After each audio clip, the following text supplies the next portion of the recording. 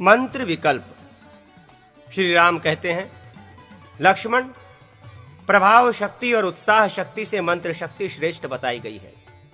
प्रभाव और उत्साह से संपन्न शुक्राचार्य को देव पुरोहित बृहस्पति ने मंत्र बल से जीत लिया। जो विश्वसनीय होने के साथ ही साथ नीति शास्त्र का विद्वान हो, उसी के साथ राजा अपने कर्तव्य के विषय में मंत्रणा करे। जो विश्वसनीय होने पर भी मूर्ख हो तथा विद्वान होने पर भी अविश्वसनीय हो, ऐसे मंत्री को त्याग दे। कौन कार्य किया जा सकता है और कौन अशक्य है, इसका स्वच्छ बुद्धि से विवेचन करे। जो अशक्य कार्य का आरंभ करते हैं, उन्हें क्लेश उठाने के सिवा कोई फल कैसे प्राप्त हो सकता है। अविज्ञात, परोक्ष का ज्ञान, विज्ञात का निश्चय, कर्तव्य के विषय में दुविधा उत्पन्न होने पर संशय का उच्छेद, समाधान तथा शेष अंतिम निश्चित कर्तव्य की उपलब्धि, ये सब मंत्रियों के ही अधीन है। सहायक, कार्य साधन के उपाय, देश और काल का विभाग, विपत्ति का निवारण तथा कर्तव्य की सिद्धि, ये मंत्रियों की मंत्रणा के 5 अंग हैं। मन की प्रसन्नता, श्रद्धा, कार्य सिद्धि के विषय में दृढ़ विश्वास, ज्ञानेंद्रियों तथा कर्मेंद्रियों का स्वविषयक व्यापार में क्षमता, सहायक संपत्ति, सहायकों का बाहुल्य अथवा सत्वादि गुणों का योग तथा उत्थान संपत्ति, शीघ्रता पूर्वक उत्थान करने का स्वभाव, ये मंत्र द्वारा निश्चित करके आरंभ किए जाने वाले कर्मों की सिद्धि के लक्षण है। मद, मदिरा आदि का नशा, प्रमाद, कार्यांतर के प्रसंग से असावधानी, काम, काम भावना से प्रेरित होकर स्त्रियों पर विश्वास, स्वप्नावस्था में किए गए प्रलाप, खंभे आदि की ओट में लुके छिपे लोग, पार्श्ववर्तिनी कामनियां तथा उपेक्षित प्राणी, तोता, मैना, बालक, बहरे आदि, ये मंत्र का भेदन करने में कारण बनते हैं। सभा में निर्भीक बोलने वाला, स्मरण शक्ति से संपन्न, प्रवचन कुशल, शस्त्र और शास्त्र में परिनिष्ठित तथा दूतोचित कर्म के अभ्यास से संपन्न पुरुष राजदूत होने के योग्य होता है। निसृष्टार्थ, जिस पर संधि विग्रह आदि कार्य को इच्छा अनुसार करने का पूरा भार सौंपा गया हो वो। मितार्थ, जिसे परिमित कार्य भार दिया गया हो, यथा इतना ही करना या इतना ही बोलना चाहिए। तथा शासनहारक, लिखित आदेश को पहुंचाने वाला, ये दूत के 3 भेद कहे गए हैं। दूत अपने आगमन की सूचना दिए बिना शत्रु के दुर्ग तथा संसद में प्रवेश न करे, अन्यथा वो संदेह का पात्र बन जाता है। वो कार्य सिद्धि के लिए समय की प्रतीक्षा करे तथा शत्रु की राजा की आज्ञा लेकर वहां से विदा हो।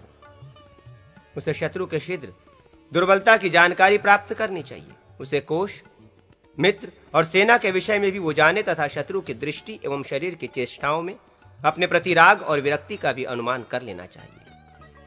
वो उभय पक्षों के कुल की, यथा आप उदितोदीत कुल के रत्न हैं आदि, नाम की, यथा आपका नाम दिग्दिगंत में विख्यात है इत्यादि, द्रव्य की, यथा आपका द्रव्य परोपकार में लगा रहता है इत्यादि, तथा श्रेष्ठ कर्म की, यथा आपके सत्कर्म की श्रेष्ठ लोग भूरी भूरी प्रशंसा करते हैं आदि कहकर बढ़ाई करे। इस तरह चतुर्वेद स्तुति करनी चाहिए। तपस्वी के वेश में रहने वाले अपने चरों के साथ संवाद करें, अर्थात उनसे बात करके यथार्थ स्थितियों को जानने की चेष्टा करें।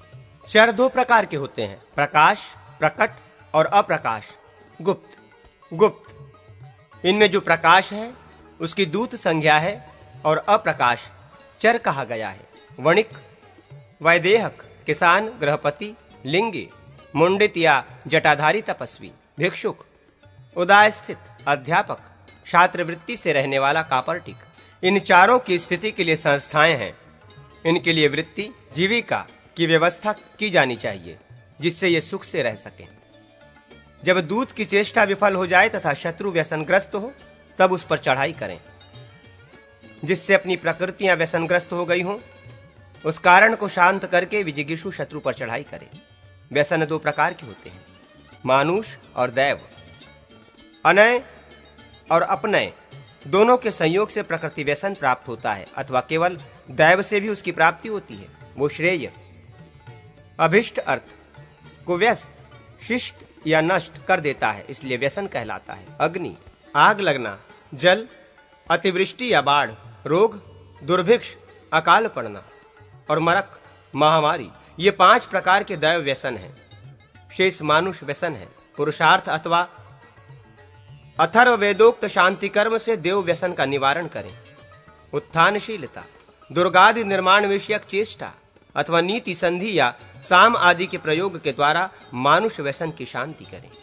मंत्र कार्य का निश्चय, मंत्र फल की प्राप्ति, कार्य का अनुष्ठान, भावी उन्नति का संपादन, आय व्यय, दंड नीति, शत्रु का निवारण तथा व्यसन को टालने का उपाय, राजा एवं राज्य की रक्षा, ये सब अमात्य के कर्म हैं।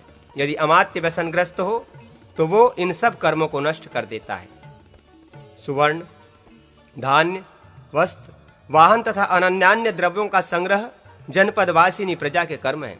यदि प्रजा व्यसनग्रस्त हो तो वो उपर्युक्त सब कार्यों का नाश कर डालती है। आपत्ति काल में प्रजाजनों की रक्षा, कोष और सेना की रक्षा, गुप्त या आकस्मिक युद्ध, आपत्तिग्रस्त जनों की रक्षा, संकट में पड़े हुए मित्रों और अमित्रों का संग्रह तथा सामंतों और वनवासियों से प्राप्त होने वाली बाधाओं का निवारण भी दुर्ग का आश्रय लेने से होता है। नगर के नागरिक भी शरण लेने के लिए दुर्गपतियों का कोष आदि के द्वारा उपकार करते हैं। यदि दुर्ग विपत्तिग्रस्त हो जाए तो ये सब कार्य विपन्न हो जाते हैं।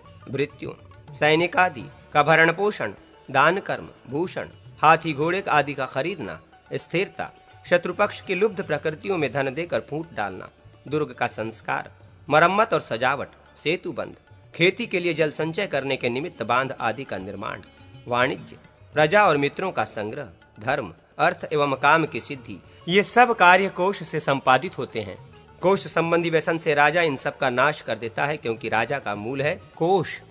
मित्र, अमित्र, अपकार की इच्छा वाले शत्रु, सुवर्ण और भूमि को अपने वश में करना, शत्रुओं को कुचल डालना, दूर के कार्य को शीघ्र पूरा कर लेना इत्यादि कार्य दंड सेना द्वारा साध्य है। उस पर संकट आने से ये सब कार्य बिगड़ जाते हैं।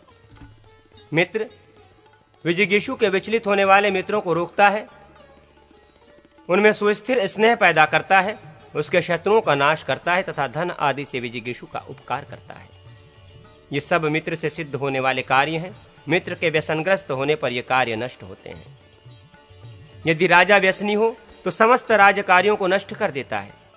कठोर वचन बोलकर दूसरों को दुख पहुंचाना, अत्यंत कठोर दंड देना, अर्थ दूषण, वाणी द्वारा पहले दी हुई वस्तु को न देना, दी हुई को छीन लेना, चोरी आदि के द्वारा धन का नाश होना तथा प्राप्त हुए धन को त्याग देना, मदिरापान, स्त्री विषयक आसक्ति, शिकार खेलने में अधिक तत्पर रहना और जुआ खेलना, ये राजा के व्यसन है। आलस्य, उद्योग शून्यता, स्तब्धता, बड़ों के सामने उद्दंडता या मान प्रदर्शन, दर्प, शौर्यादि का अहंकार, प्रमाद, असावधानता, बिना कारण वैर बांधना, ये तथा पूर्वोक्त कठोर वचन बोलना आदि राज व्यसन सचिव के लिए दुर्व्यसन बताए गए हैं। अनावृष्टि और अतिवृष्टि तथा रोग जनित पीड़ा आदि राष्ट्र के लिए व्यसन कहे गए हैं। यंत्र, शतधन्य आदि, प्राकार, चार दीवारी तथा परीखा, खाई का नष्ट भ्रष्ट हो जाना, अस्त्र शस्त्रों का अभाव हो जाना तथा घास, ईंधन एवं अन्न का क्षीण हो जाना दुर्ग के लिए व्यसन बताया गया है। असद्व्यय किंवा अपव्यय के द्वारा जिसे खर्च कर दिया गया हो, जिसे मंडल के अनेक स्थानों में थोड़ा थोड़ा करके बांट दिया गया हो, रक्षक आदि ने जिसका भक्षण कर लिया हो, जिसे संचय करके रखा नहीं गया हो, जिसे चोर आदि ने चुरा लिया हो तथा जो दूरवर्ती स्थान में रखा गया हो, ऐसा कोष व्यसनग्रस्त बताया जाता है। जो चारों ओर से अवरुद्ध कर दी गई हो, जिस पर घेरा पड़ गया हो, जिसका अनादर या असम्मान हुआ हो, जिसका ठीक ठीक भरण पोषण नहीं किया गया हो, जिसके अधिकांश सैनिक रोगी, थके मांदे, चलकर दूर से आए हुए तथा नवागत हो, जो सर्वथा क्षीण और प्रतिहत होकर चली हो, जिसके आगे बढ़ने का वेग कुंठित कर दिया गया हो, जिसके अधिकांश लोग आशा जनित निर्वेद, खेद एवं विरक्ति से भरे हुए हों, जो अयोग्य भूमि में स्थित, अनृत प्राप्त, अविश्वस्त हो गई हो, जिसके भीतर स्त्रियां अथवा स्त्रायण हो, जिसके हृदय में कुछ कांटा सा चुभ रहा हो तथा जिस सेना के पीछे दुष्ट पाश निग्राह शत्रु की सेना लगी हुई हो, उस सेना की इस दुरावस्था को बलव्यसन कहा जाता है। जो दैव से पीड़ित, शत्रु सेना से आक्रांत तथा पूर्वोक्त काम, क्रोध आदि से संयुक्त हो, उस मित्र को व्यसनग्रस्त बताया गया है। उसे उत्साह एवं सहायता दी जाए तो वो शत्रुओं से युद्ध के लिए उद्यत एवं विजयी हो सकता है। अर्थ दूषण, वाणी की कठोरता तथा दंड विषयक अत्यंत क्रूरता, ये तीन क्रोधज व्यसन है। मृग्या, जुआ, मद्यपान तथा स्त्री संग, ये चार प्रकार के कामज व्यसन हैं। वाणी की कठोरता लोक में अत्यंत उद्वेग पैदा करने वाली और अनर्थकारिणी होती है। अर्थहरण, ताड़न और वध, ये 3 प्रकार का दंड असिद्ध अर्थ का साधक होने से सत्पुरुषों द्वारा शासन कहा गया है। उसको युक्ति से ही प्राप्त कराएं। जो राजा युक्त उचित दंड देता है उसकी प्रशंसा की जाती है। जो क्रोधवश कठोर दंड देता है वो राजा प्राणियों में उद्वेग पैदा करता है।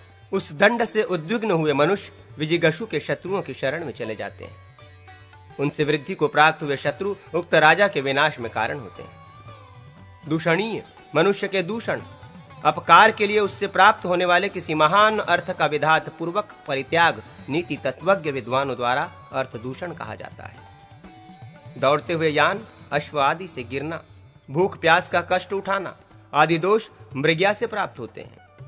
किसी छिपे हुए शत्रु से मारे जाने की भी संभावना रहती है। श्रम या थकावट पर विजय पाने के लिए किसी सुरक्षित वन में राजा शिकार खेले। जुए में धर्म, अर्थ और प्राणों के नाश आदि का दोष होता है। उसमें कलह आदि की भी संभावना रहती है। स्त्री संबंधी व्यसन से प्रत्येक कर्तव्य कार्य करने में बहुत अधिक विलंब होता है। ठीक समय से कोई काम नहीं हो पाता तथा धर्म और अर्थ की भी हानि पहुंचती है। मद्यपान के व्यसन से प्राणों का नाश तक हो जाता है। नशे के कारण कर्तव्य और अकर्तव्य का निश्चय नहीं हो पाता। सेना की छावनी कहाँ और कैसे पड़नी चाहिए, इस बात को जो जानता है तथा भले बुरे निमित्त शकुन का ज्ञान रखता है वो शत्रु पर विजय पा सकता है। स्कंधावार सेना की छावनी के मध्य भाग में खजाना सहित राजा के ठहरने का स्थान होना चाहिए। राजभवन को चारों ओर से घेरकर क्रमशः मौल, पिता पितामह के काल से चली आती हुई मौलिक सेना, भृत, भोजन और वेतन देकर रखी हुई सेना, श्रेणी, जनपद निवासियों का दल अथवा कुविंद आदि की सेना, मित्र सेना, दुष्दल, राजा की दंड शक्ति से विभूषित हुए सामंतों की सेना तथा आठविक वन्य प्रदेश के अधिपति की सेना, इन सेनाओं की छावनी डालें। राजा और उसके अंतःपुर की रक्षा की सुव्यवस्था करने के पश्चात सेना का 1/4 भाग युद्ध सज्जा से सुसज्जित हो सेनापति को आगे करके प्रयत्न पूर्वक छावनी के बाहर रात भर चक्कर लगाए। वायु के समान वेगशाली घोड़ों पर बैठे हुए घुड़सवार दूर सीमांत पर विचरते हुए शत्रु की गतिविधि का पता लगाएं। जो भी छावनी के भीतर प्रवेश करें या बाहर निकले सब राजा की आज्ञा प्राप्त करके ही वैसा करें। साम, दान, दंड, भेद, उपेक्षा, इंद्रजाल और माया ये 7 उपाय हैं।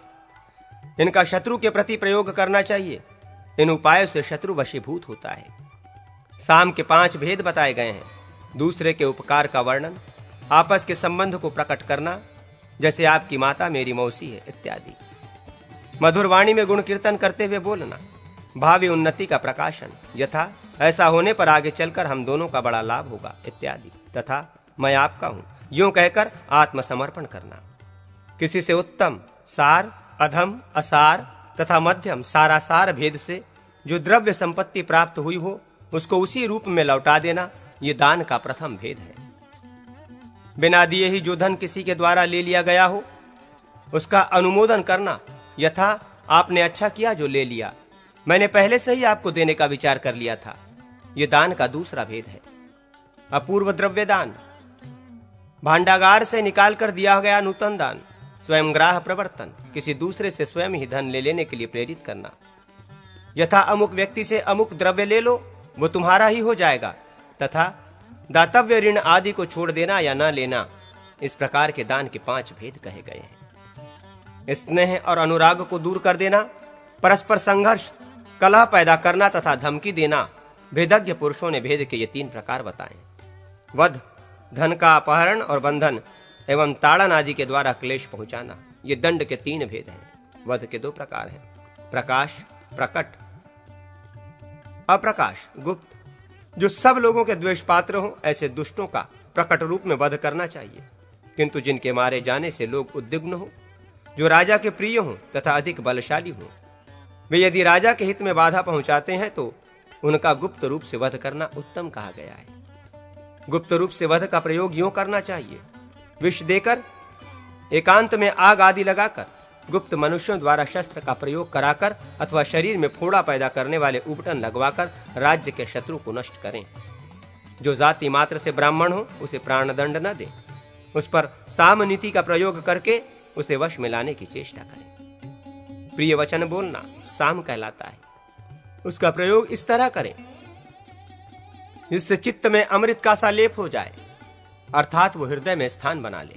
ऐसी स्तिग्न दृष्टि से देखें मानो वो सामने वाले को प्रेम से पी जाना चाहता हो तथा उसे इस तरह बात करें मानो उसके मुख से अमृत की वर्षा हो रही हो, जिस पर झूठा ही कलंक लगाया गया हो, जो धन का इच्छुक हो, जिसे अपने पास बुलाकर अपमानित किया गया हो, जो राजा का द्वेषी हो, जिस पर भारी कर लगाया गया हो, जो विद्या और कुल आदि दृष्टि से अपने को सबसे बड़ा मानता हो, जिसके धर्म, काम और अर्थ छिन्न भिन्न हो गए हों, जो कुपित, मानी और अनादृत हो, जिसे अकारण राज्य से निर्वासित कर दिया गया हो, जो पूजा एवं सत्कार के योग्य होने पर भी असत्कृत हुआ हो, जिसके धन तथा स्त्री का हरण कर लिया गया हो, जो मन में वैर रखते हुए भी ऊपर से सामनीति के प्रयोग से शांत रहता हो, ऐसे लोगों में तथा जो सदा शंकित रहते हों उनमें यदि वे शत्रु पक्ष के हों तो फूट डालें और अपने पक्ष में इस तरह के लोग हों तो उन्हें यत्न पूर्वक शांत करें।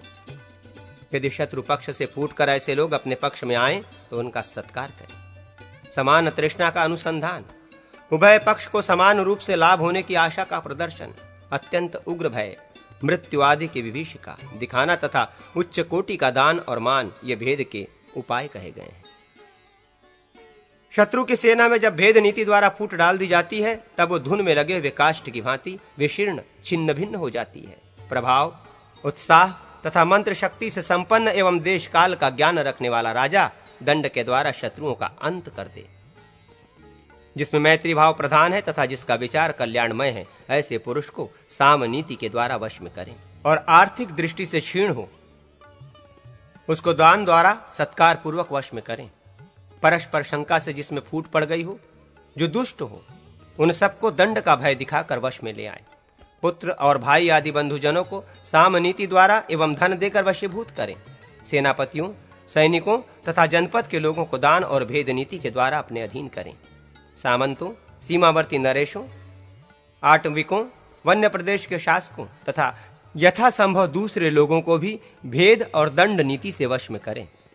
देवताओं की प्रतिमाओं तथा जिनमें देवताओं की मूर्ति खुदी हो, ऐसे खंभों के बड़े बड़े छिद्रों में छिपकर खड़े हुए मनुष्य मानुषी माया है। स्त्री के कपड़ों में ढका हुआ अथवा रात्रि में अद्भुत रूप से दर्शन देने वाला पुरुष भी मानुषी माया है। वेताल, मुख से आग उगलने वाले पिशाच तथा देवताओं के समान रूप धारण करना इत्यादि मानुषी माया है। इच्छा अनुसार रूप धारण करना, शस्त्र, अग्नि, पत्थर और जल की वर्षा करना तथा अंधकार, आंधी, पर्वत और मेघों की सृष्टि कर देना, ये अमानुषी माया है। पूर्व कल्प की चतुर्युगी में जो द्वापर आया था उसमें पांडुवंशी भीमसेन ने स्त्री के समान रूप धारण करके अपने शत्रु कीचक को मारा था। अन्याय, अदंड दंडन आदि, व्यसन, मृग्या आदि तथा बड़े के साथ युद्ध में प्रवृत्त हुए आत्मीय जन को न रोकना उपेक्षा है। पूर्व कल्पवर्ती भीमसेन के साथ युद्ध में प्रवृत्त हुए अपने भाई हिडिंब को हिडिंबा ने मना नहीं किया, अपने स्वार्थ की सिद्धि के लिए उसकी उपेक्षा कर दी। मेघ, अंधकार, वर्षा, अग्नि, पर्वत तथा अन्य अद्वित वस्तुओं को दिखाना, दूर खड़ी हुई ध्वजशालिनी सेनाओं का दर्शन कराना, शत्रु पक्ष के सैनिकों को कटे, फाड़े तथा विदीर्ण किए गए और अंगों से रक्त की धारा बहाते हुए दिखाना, ये सब इंद्रजाल हैं। शत्रुओं को डराने के लिए इस इंद्रजाल की कल्पना करनी चाहिए।